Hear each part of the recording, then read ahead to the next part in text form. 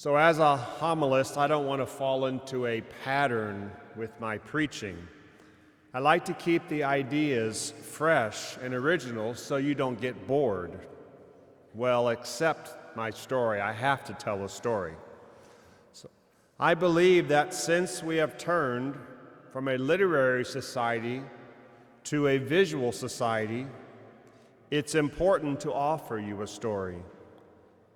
I believe if you can remember the story, then you can preach to yourself during the week, and God can speak to your heart. So my story, it's called The Power of the Saw. George got out of bed and dressed in his knock-around-the-house clothes. Every Saturday morning seemed to be his time to complete his honey-do list. The list usually leads to the local hardware store, so George didn't mind looking at the new gadgets and gizmos. You never know what I'll need next, he thought to himself. George found a store clerk and asked about a new saw for cutting firewood. The salesman said, "Have I got a deal for you?" and took him to the power tools. He pulled a chainsaw from the shelf and told him it was the newest model and that he'd love it. He told George that he could easily cut 10 cords of wood a day. George thought that sounded swell, so he bought it on the spot. Just before closing, George returned, looking exhausted. His shirt was drenched in perspiration. Even his overalls were wet. He was hunched over like his back was really bothering him, lugging the chainsaw. He said, "Something must be wrong with your saw, Sonny. I worked as hard as I could and only managed to cut 5 cords of firewood. I used to cut 7 with my old saw," he complained. "Sorry, but I think I need my money back." "Okay," the clerk said, "let's go back and let me try it out first, okay?" "Suit yourself," George said, and followed him. They went to the wood pile. The salesman pulled the starter cord, and as the motor roared to life, George jumped back shouting, "What's that noise?" as the salesperson sliced through the wood like butter. Chainsaws don't work without power. Life doesn't work without power either. We need to unite ourselves to the power of the Holy Spirit, and we can't do it alone. So as I reflected on our first reading from Acts, a unique thought came to me. Now, this isn't church teaching. This is something that came in my strange brain, so don't go around and say, "This is what the church teaches on this." This is my idea. God established a 3-phase plan in response to Adam and Eve. Phase 1 began in response to the fall. We were created to be united with God forever in complete and total bliss. Phase 1 began with the birth of Jesus to Mary and Joseph. The Son of God leaves his rightful place in heaven and is born of a young, unwed girl. No ordinary girl, mind you, a holy woman. And no ordinary boy, a righteous and trusting man.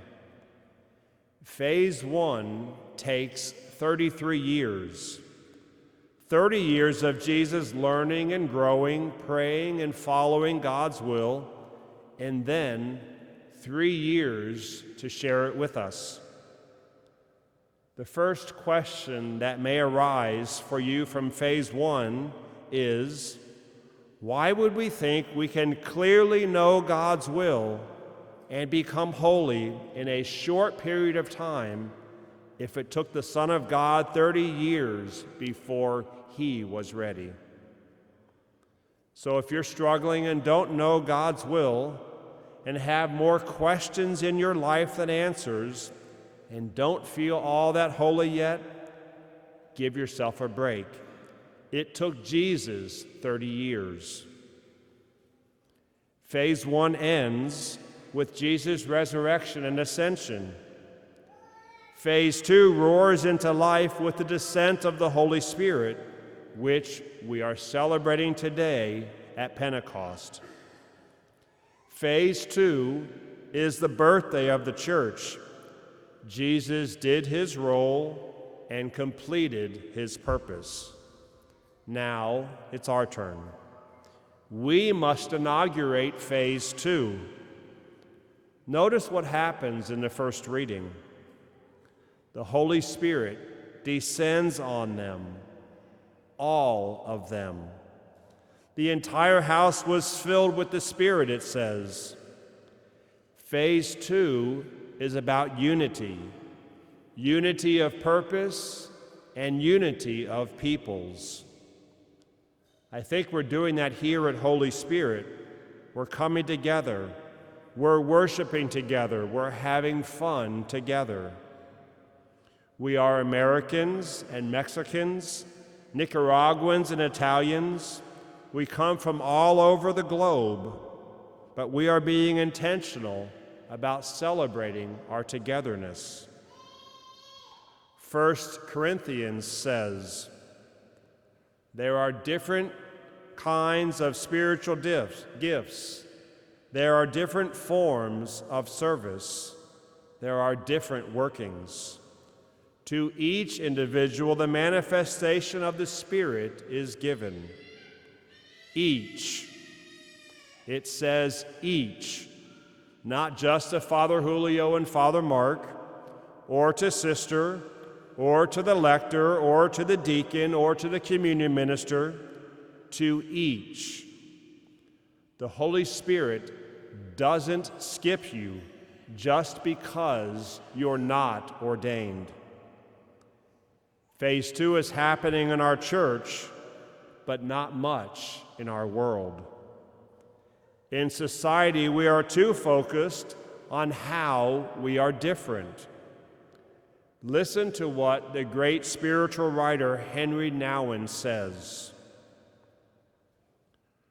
When I bring myself into the presence of God, I imagine him in many ways: a loving father, a supporting sister, a caring mother, a severe teacher, an honest judge, a fellow traveler, an intimate friend, a gentle healer, a challenging leader, a demanding taskmaster.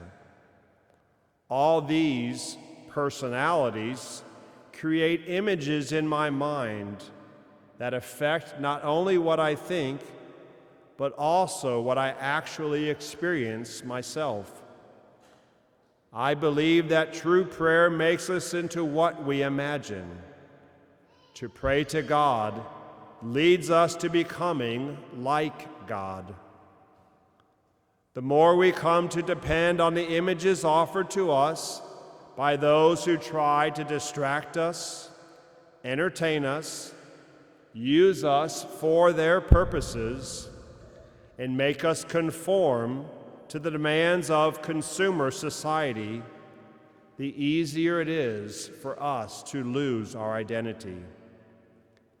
These imposed images actually make us into the world they represent, a world of hatred, violence, lust, greed, manipulations, and oppression.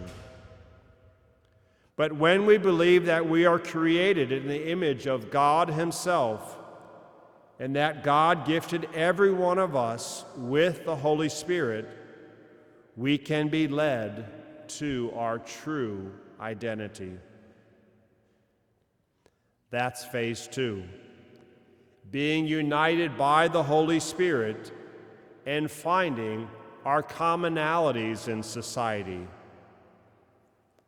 And if you wondered, phase 3 is our resurrection to heaven. If you really want phase 3 to happen, we can't skip phase 2.